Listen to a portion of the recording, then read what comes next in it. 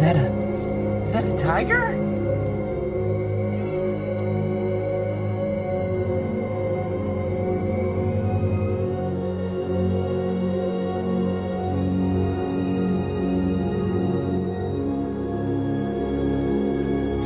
The way these guys go.